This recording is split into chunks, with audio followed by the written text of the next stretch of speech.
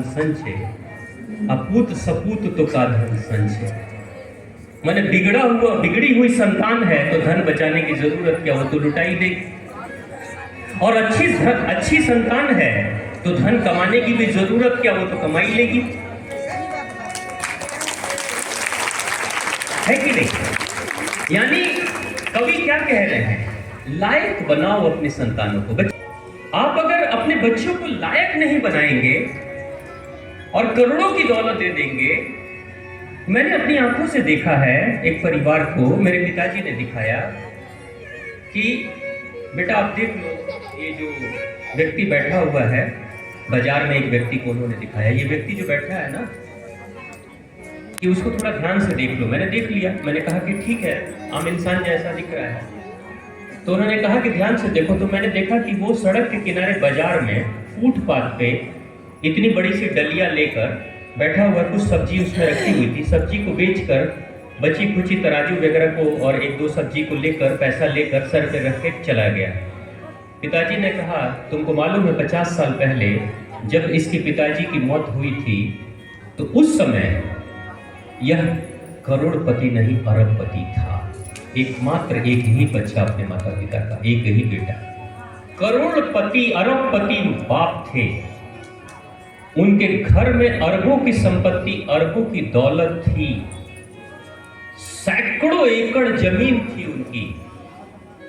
और पिताजी तो लाड़ प्यार से बच्चे को, बेटे को पाले और बन गया नालायक। 20 साल 25 साल के अंदर वो दारू शराब पीने लगा, गलत लोगों से उसने दोस्ती कर ली, सब कुछ किया। और ठीक 25 साल के बाद ही खाने के लाले पड़ गए थे। उसके बाप के दरवाजे पे एक हाथी हुआ करता था, बाप ने हाथी को पाल रखा था। और हाथी, और ये घटना बिहार की घटना है, आपसे ज्यादा दूर नहीं है, पास की ही घटना है। उस हाथी के मस्तक में गजमुक्ता होता था।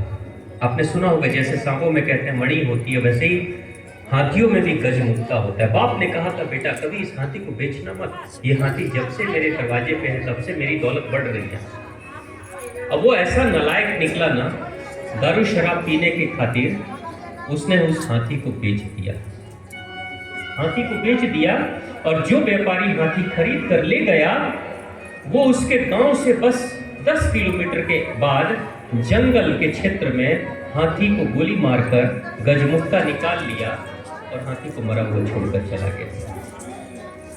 और उसके बाद उसकी जो नालायकगिरी थी वो धीरे धीरे होते होते स्थिति आई कि सिर्फ 25 साल के बाद, बाप के मरने के 25 साल के बाद, वो सड़क के किनारे बाजार के फुटपाथ पर सब्जी बेचकर अपना घर चलाता था। ये आपको देखी बात बता रहा हूं। तो जब नालायक हो जाएगा ना तो वो दौलत किसके लिए। तो ये जो कथा है ना, अब आप ये मत सोचना कि जो हमारे आयोजक हैं, श्रीमान राम विनोद जी हैं, एकता बहन हैं, या आप सब लोग मिलके जो आयोजक हैं, ये आप अपने कुछ भला के लिए और लाभ के लिए करा रहे हैं, ऐसा नहीं। ये समाज के कल्याण के लिए ये कथा हो रही है।